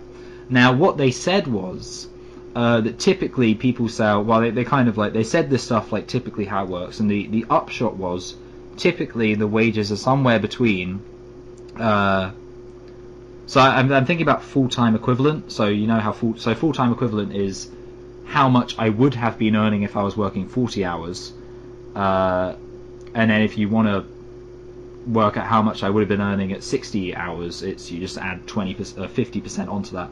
So the full-time equivalent lowest was 16,000, which means that it would have been 24,000 for 60 hours. But the thing is, so it wasn't fantastic. And the thing is, like, obviously, I wouldn't want. I mean, even if it was paid quite well, going to people's houses and selling them stuff is like just not something I'd really want to do. The one thing that I was kind of drawn to it by is that he said you'd probably be really good at this, and he said that about 5 seconds after, no, like half a minute after I just lied to him about why I didn't have any experience. So I was like, yeah, I think I probably would be quite good at selling people things. But the thing is, yeah, I mean, obviously, I was just thinking to myself, like, there's so many, I've got too much jazz in me. So even though I'm a bit cynical, I've got enough jazz in me that I want to, and now I'm looking at, for example, going into, well, I'm not going to tell you what I'm going into because I'll jinx it. I never tell people what I'm going into, but I've got. Okay, that's fine. I've got my John. Wait, what's he called? John Legends in my life. So yeah, that's And I think, and like I say, I mean, I said when you asked me before the Yeah. podcast had began, you said like, "How's it going?" I said, "Oh, I mentioned it during the podcast." I think it is very relevant because it is kind of like, I mean, it's almost. I Yeah. didn't realize how relevant it was until I started talking about it. I came up with that jazz club thing, that jazz club thing, on the spot. I hadn't thought of it. I think Well- it's kind of a good analogy for life. You've got your jazzes and your jazz clubs. It's a really good analogy for life. Really good. So well done, Michael. And Props to that you. makes me. I actually like the film more now, because of I just said that. I like the. I think like that's the thing. The it is Well, I was interesting. going to say it's a bit unrealistic, and you would agree that it's unrealistic. The whole sort of movie. Yeah. And obviously, having heard this story, perhaps you'll be like, maybe it's. Yeah, Maybe it's not maybe that. I'm inspired. I do think. I mean, I want to Yeah. say this actually because you obviously said that you didn't like how negative the film was in the middle. I do think the negativity of the film in the middle actually kind of made the happiness seem better. For example, we haven't mentioned this, but Emma Stone does a one-woman show where she kind of, it's a one-woman show. You don't really get any idea of what the plot is, I don't think, from it really. But there's a bit afterwards Ryan where Gosling makes a comment. Sorry, I was just going to say Ryan Gosling makes a comment where he says, "All the world from your bedroom." Yeah, or something. I did. Yeah, I do remember that actually. So yeah, but then afterwards, there's a bit where you hear these people kind of in I guess the hallway, and they say, that was terrible. She wasn't even good, and they're like laughing about it, and you just feel devastated for her. But the thing is, like I think the fact that happened made the eventual, the fact that there was someone there who wants to cast her. And I guess, for example, I mean, you say that it kind of got a bit depressing. Would you say that your main issue was with how their relationship deteriorated? Yes. So, because for example, Yeah. because I thought in particular, the negative times or the bad times in their respective careers was very interesting. Yeah, and well, very listen, good. I didn't have an issue with her not being a success with Yeah, that okay, one that's show, good. because All right. you see her earlier on in the movie being unsuccessful with Yeah. auditions, and still, Your problem it's is still that they kind of a started off happy- so happy in the relationship, and then it goes down. Yeah, exactly. The Yeah. relationship suddenly becomes real, and there's real problems that they have to work out, and it's not sort of this fantasy world anymore. Which, again, if you're making a movie called La La Land, maybe you don't want to, have that in there. Too much realism. Too Yeah, much realism, exactly.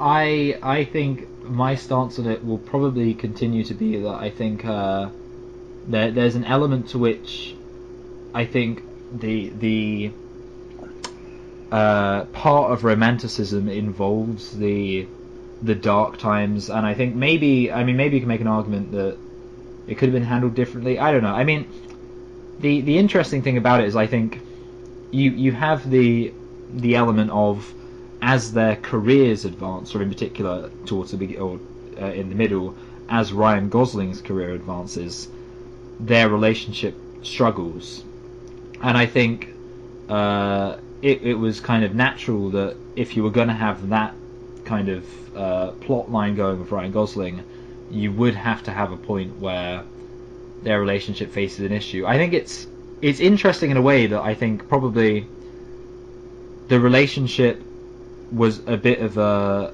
proxy for their ambitions, in that, for example, I mean, she leaves Ryan Gosling not after having an argument with him, but after her stage show doesn't go very well. So it's not as if she doesn't leave him because of something that happens in a to be relationship. fair, he doesn't show He up. doesn't show up. To I was the thinking, show I was thinking either. of bring Yeah. that up. I mean, Yeah. Can't get anything past me, can you? one of the things actually, while on the subject of him not showing up, I do want to look at, because I mentioned the word sellout, and you made a noise of. Yeah, I don't think he's selling out, to be honest. I think he's doing it for her. Yeah, I think and it's so- sorry, I'll let you continue. And so I don't think it's a case of selling out. I think it's he's being unselfish, which doesn't really, jive with selling out. I think just to coin another fantastic phrase, I would say he was renting out. He's not selling out. He's just renting out. I like that. Because it's kind of like, I mean, his logic is, and I guess this is something that you can easily kind of see the argument to. It's like, well, I've got my ambition, but I want to do this kind of thing that doesn't necessarily gel with my values, or doesn't necessarily gel with well, I guess in his case, what he thinks jazz should be and all that stuff. But he's got to do it in order to get his, a foot in the door or whatever else. And I think, like, that's obviously a completely understandable thing.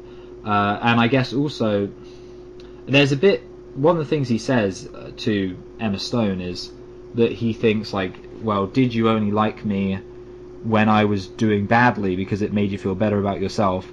And I think that's an interesting thing to say. I mean, obviously it does seem like a bit of a cruel thing to say. I guess that, I mean, maybe you'd probably criticise that, seeing as you don't really like Ryan Gosling being an arsehole in this, or the relationship falling apart. But yeah, I mean, the whole thing, like, obviously that's part of it. So, I mean, I don't have the problem specifically with that, because if you're trying to make it realistic, that is a cruel thing to say, like you say, but it is something somebody might say when they're having a fight in a relationship. So so you think that was a very accurate and reasonable thing to say in a fight, but your problem is with the even pretending to accuracy is a problem when you're dealing with La La Land. Yes. Yeah, it's La La Land. What is it? It's a place that doesn't exist. So yes, relationships shouldn't be grounded in reality. There you go.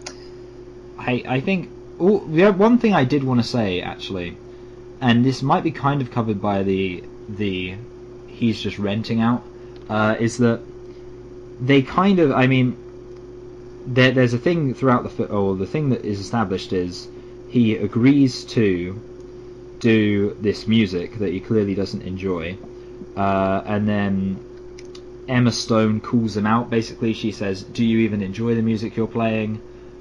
He says, why does that matter? I'm doing this because, no one wants to go to my jazz club. And I did it because I wanted to take care of you. I wanted to succeed for your sake. He says all these things, which are all kind of valid things to say. And then kind of the next thing you really see of it is he's at a photo shoot. It's quite a funny scene, the photo shoot, I would say. It's quite an enjoyable scene, of course, made less enjoyable by the fact that while he's doing this photo shoot, his significant other is floundering on stage and seeing her hopes and dreams collapse in a smouldering pile of her own limitations. But one of the interesting things, or one not interesting things, I guess, is that at that point the plot about him renting himself out kind of just stops.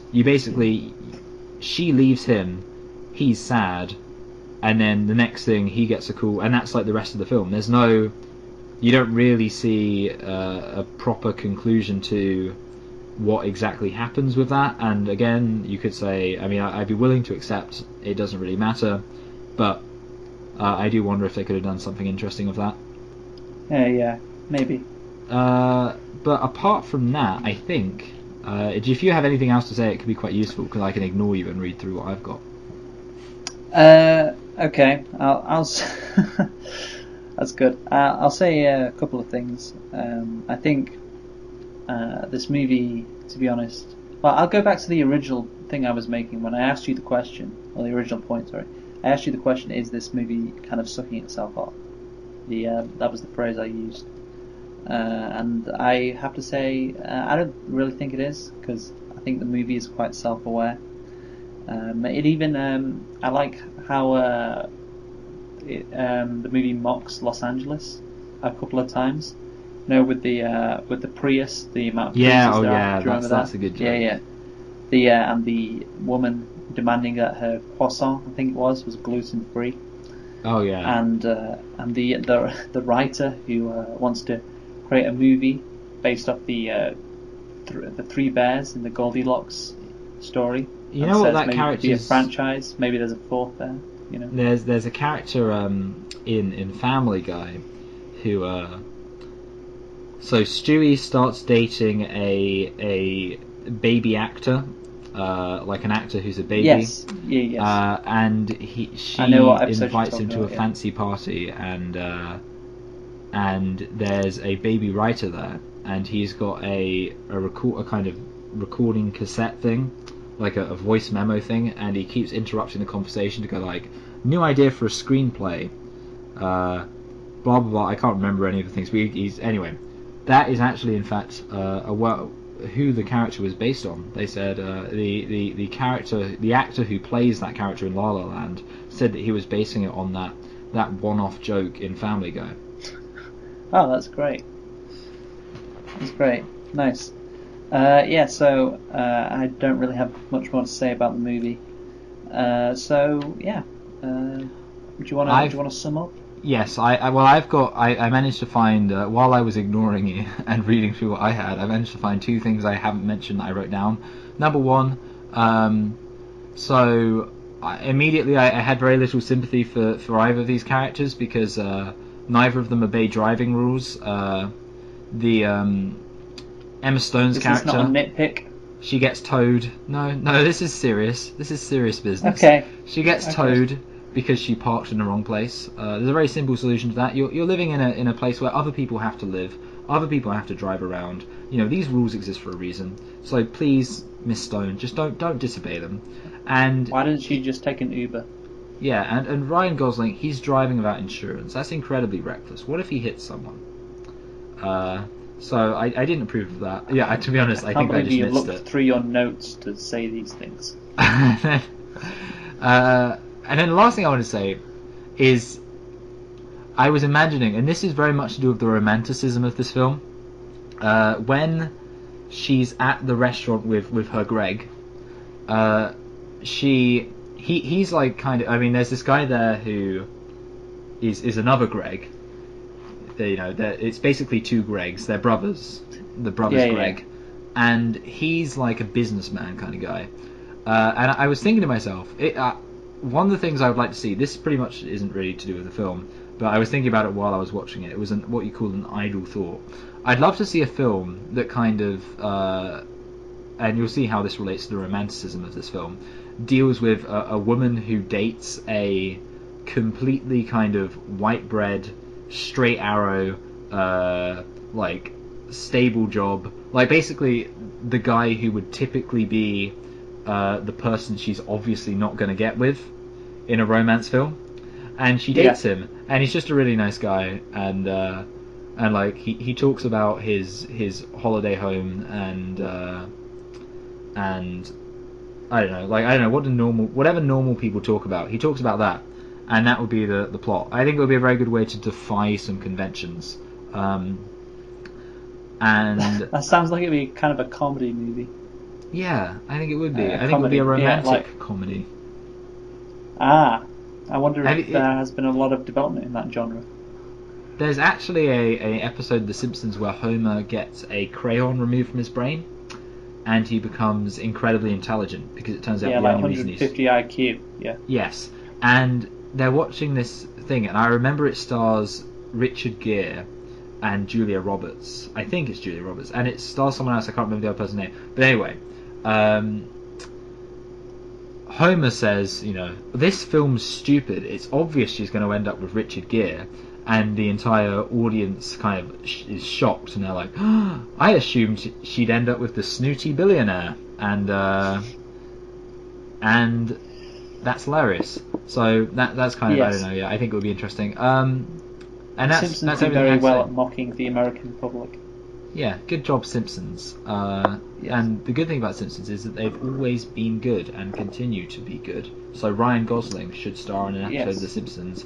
I think the next episode of The Simpsons should be Ryan Gosling stars as a celebrity cameo, and Lisa gets a plot about jazz, because that would be really entertaining.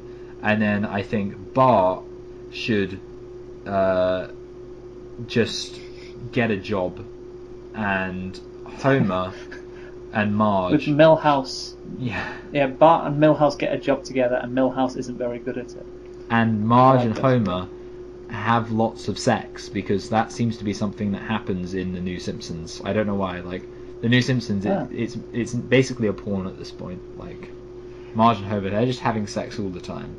enough. Anyway, you did ask me for my final thoughts before Those Yes. were my final thoughts. My final thoughts were that you should park properly, and they should make a deconstruction of romantic comedies where a woman dates a completely generic, inoffensive guy and everything's fine. No, actually, final thoughts pretty much.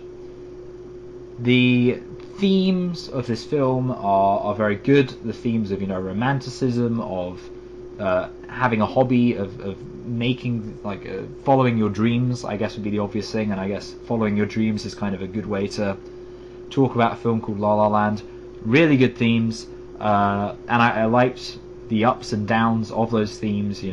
It's obviously, I suppose I could say, if I was being realistic, that I would prefer a film that was more realistic in terms of, achieving those dreams and how there are limitations, but that doesn't mean I think this is a bad film. I think, I like films being what they are, and while I would, in theory, prefer a more, realistic, cynical film, just because of the type of person I am, I think I do agree with you that for a romantic comedy that's supposed to be fun, this is a very good romantic comedy that's supposed to be fun.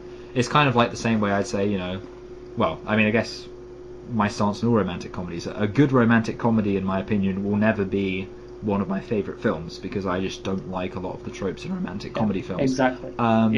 And just on the subject of romantic comedy, I actually really did enjoy the relationship. I enjoyed the actors, the actors, and I thought that the ups and downs of the relationship, to me, did seem very organic. I can respect your opinion that they were maybe a bit too kind of realistic and DC at some points. What if Superman existed in the real world? What if a romantic comedy existed in the real world? But I also think kind of the ending and the way everything comes together at the end did rescue it from being, and also the fact that both characters knew someone called Martha. I thought that was a very clever reveal. And you know what? I did just have. Hey, have you got a siren on your end? I do. Yeah. That's exciting. This is a very dangerous area of York, I mean. You know, actually, I just had one thought in my head, but I'll see if I can remember it while you say your final thoughts, if you haven't said them already. No, yeah. I'll just sum up La La Land. I thought this movie had great acting in it. Of course, Emma Stone won the Academy Award, as mentioned previously, so well done to her. Yeah, it was a nice, fun movie. It was enjoyable, certainly the first hour. I think the middle bit drags, like we talked about before, which I guess you and I will disagree on. I'm a guy who very much likes there being a point to a movie. So if this movie's point is, this unrealistic fantasy in which people fall in love and their hopes and dreams come true.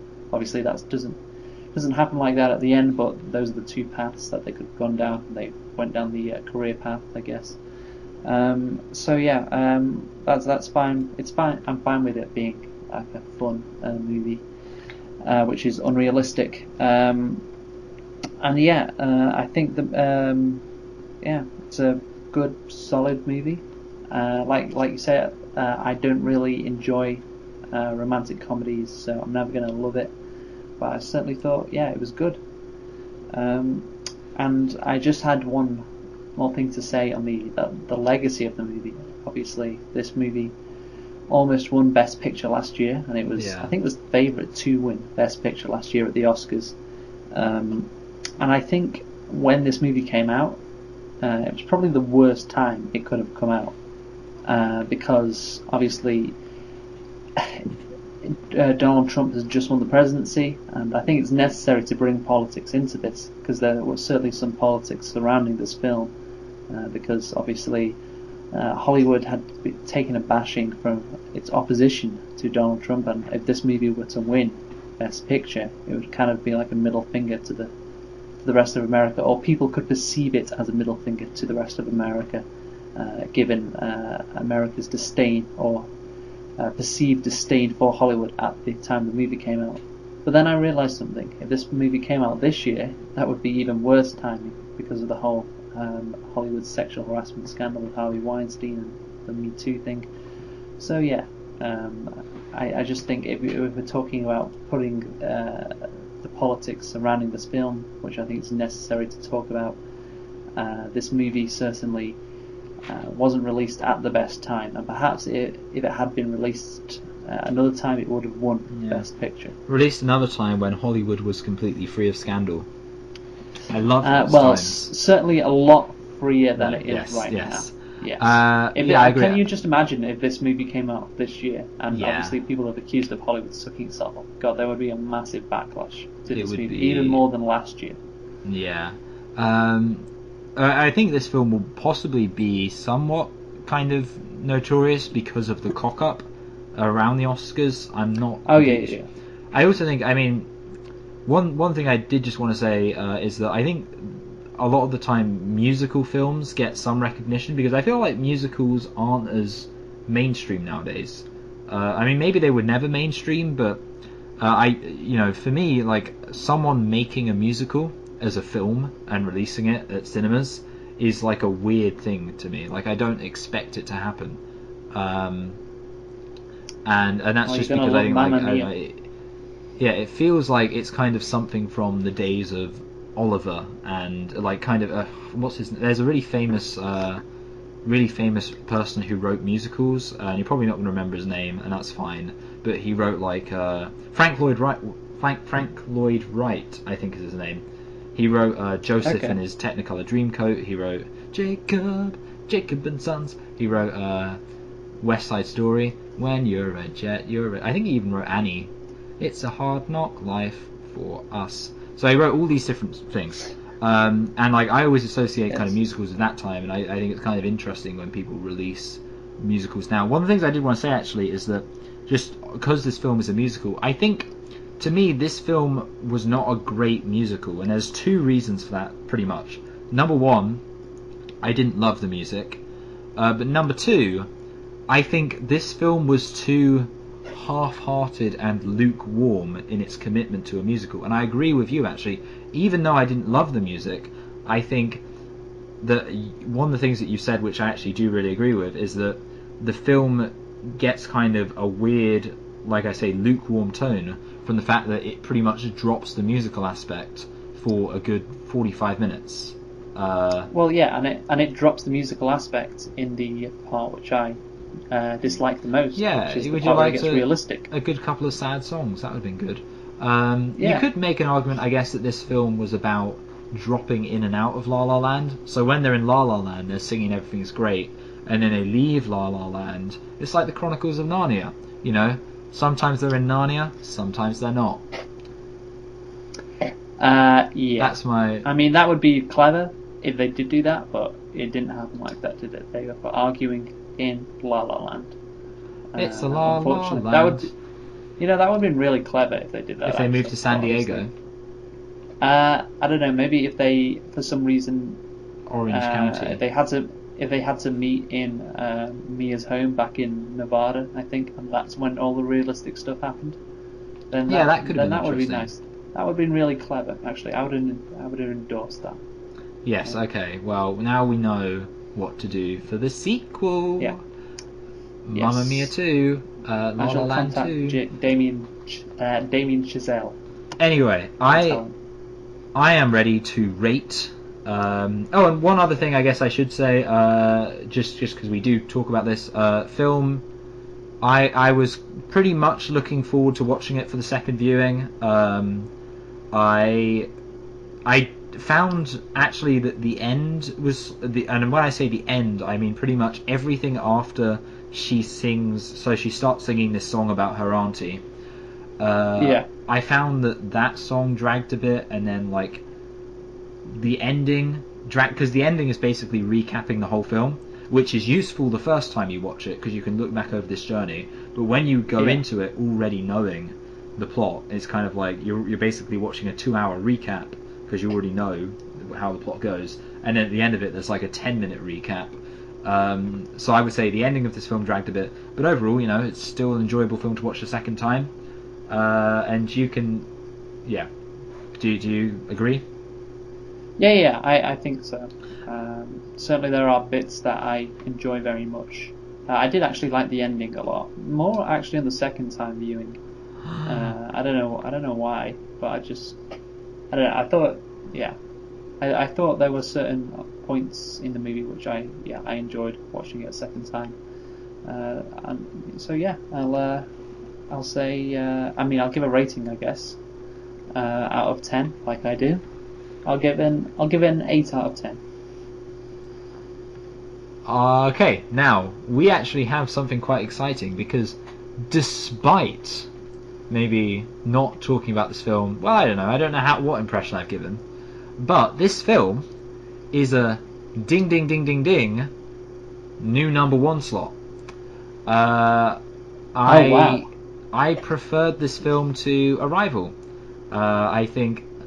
Jesus, I was not expecting that. I know, yeah. Well, it's just. I think maybe it's because obviously, there was a large section of this film that you didn't like. But even the bits I did like, I was just like, yeah, it's fun, it's enjoyable, but I'm not like, oh yeah, this is incredible. Nah, I liked it. I liked the set design. I liked the characters. Part of this comes down to the fact that I didn't love Arrival. I liked Arrival a lot, and I liked a lot about it. But for example, when I think about, I guess I'll have to compare it to Arrival because Arrival was my former number 1 spot.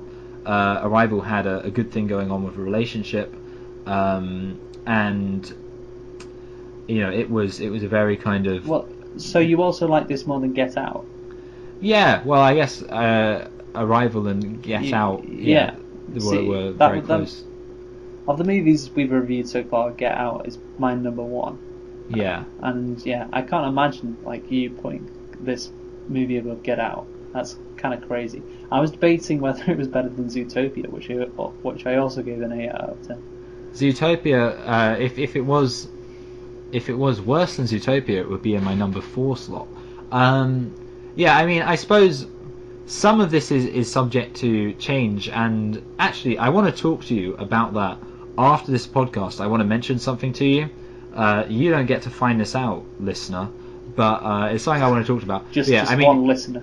In theory, these things are subject to change, but just based on kind of my memory, my recollection of Arrival, I feel like Arrival, even though I really enjoyed it, obviously I enjoyed it because it was my number 1 spot for a while.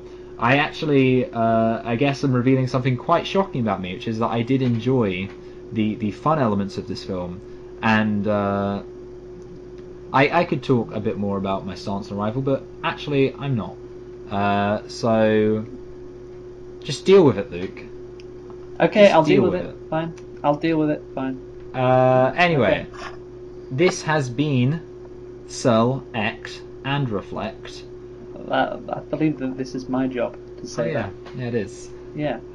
So, this has been Select and Reflect. We have been selecting La La Land. Did you just say Select and Reflect? No, I don't. I'm pretty sure you said Select and Reflect. Okay, I don't think so, but I'll just say it again, just so people don't get confused. You have been listening to Select and Reflect. There we go. And we have been reflecting on La La Land. Thank you for listening. And yeah, do you want to say bye, Michael? Bye, Michael. That's clever.